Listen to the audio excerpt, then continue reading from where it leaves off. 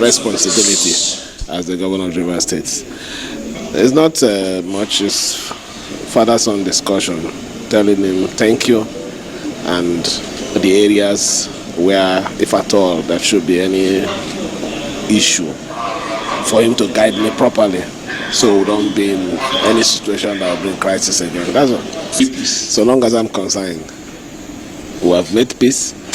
My Fubara and his principal are working together. Subscribers to our YouTube channel, don't forget to hit that subscribe button and turn on your notification, because we are bringing it hot to you this very moment with the events that is unfolding in Rivers State. Rivers State has a new SSG and chief of staff, but the real story is the total collapse of the Fubara rebellion. In this explosive update, we dive into the shockwaves hitting Port Harcourt today, February 26, 2026. Governor Simlaye Fubara has officially replaced his inner circle, dumping his former ally Edison Ehie and bringing in Dr. Dagogo Wokoma as SSG and Barrister Sonny Ewule as Chief of Staff. Why now?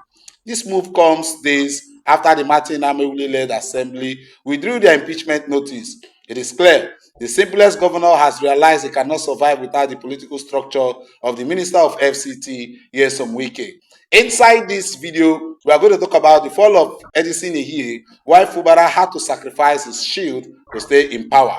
Wike's masterclass, how the G5 leader forced a total administrative reset without saying a word, and the scrutiny of Justice Tosho.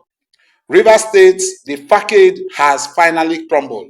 For months, we were told Governor Simlaye Fubara was the liberator. We were told he had finally broken free from the structures that made him. But today, February 2026, the truth is out. With the sudden appointment of Dr. Dagogo Wokoma as SSG and Sonny Ewule as Chief of Staff, the message is loud and clear. The rebellion is over. Fubara has officially raised the white flag.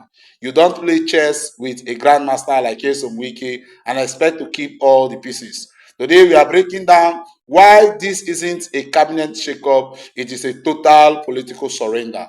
Let's talk about the biggest casualty, Edison Ehie, the man who was supposedly Fubara's shield, the man who led a four-man assembly to fight the Iroko of Rivers politics. Where is he now? Gone. Replacing your chief of staff and SSG just days after the Rivers State House of Assembly, the real house led by Martins Amewule, withdraw its impeachment notice isn't just a coincidence. It is a requirement. Fubara has realized that without the Wike aligned structure, he is a governor on life support. By purging his inner circle of the rebel elements, he is admitting what we have said from day one. You cannot govern Rivers State by betraying the man who paved the way for you. While Fubara supporters were busy making noise on social media, the Minister of FCT was playing the long game. Wike didn't need to shout. He just had to wait for the law and the political reality to set in.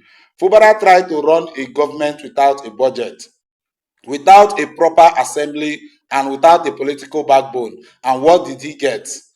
A year of stagnation and emergency rule. These new appointments represent a reset.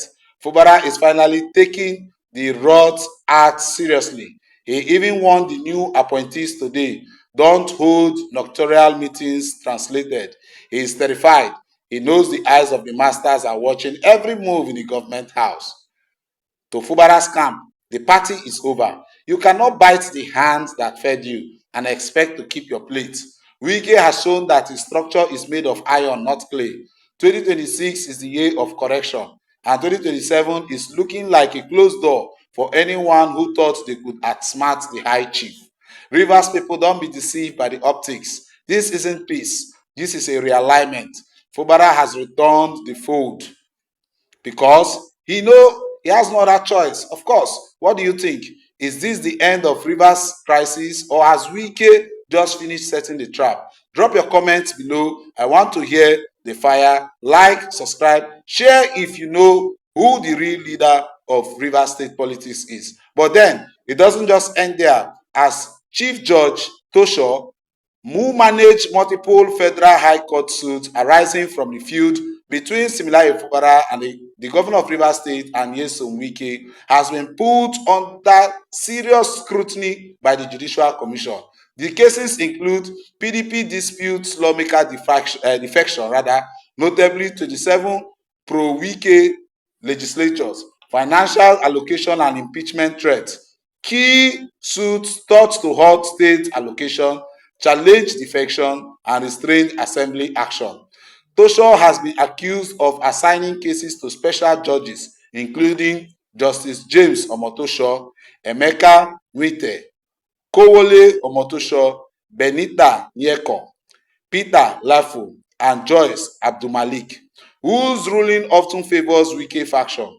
Controversial decisions including halting allocations to Rivers State and recognizing defected lawmakers prompting public outcry. In October 2024, Tosho was summoned by a National Judicial Council probe panel to defend his court handling, following petition from lawyers and litigants citing judicial embarrassment and inconsistent orders. Allegations of personal involvement, including a reported visit to Minister Nyesom Wike, which raised concerns about external influence on judicial processes. Specific rulings such as Justice Abumelek Hott on Rivers allocation, criticized as a judicial coup, highlight questions about impartiality, procedural fairness, and potential politicization of the judiciary. The Rivers State cases, combined with prior controversies, expose serious concerns about judicial integrity, accountability, and the influence of political actors on court administrations in Nigeria. Of course, no formal sanction has been issued against Justice Tosho, who is believed to be a close ally of Wike regarding these cases, but the incident remains under scrutiny. At stake is not just Justice Tosho's position, but the credibility of Nigeria judicial system in political reality and social sensitive matters. The supporters of Similayo Fubara has come out to say that if this judiciary scrutiny goes through, that Fubara might have a face in the government house and in Rivers State today. Do you agree with these statements? Drop your comments in the comment section below and let us hear your reactions as to this news that has just been dropped to your doorstep. Thank you. My responsibility as the governor of Rivers State. There's not much father-son discussion, telling him thank you and the areas where, if at all, there should be any issue, for him to guide me properly so we don't be in any situation that will bring crisis again. That's all. So long as I'm concerned, we have made peace. My Fubara and his principal are working together.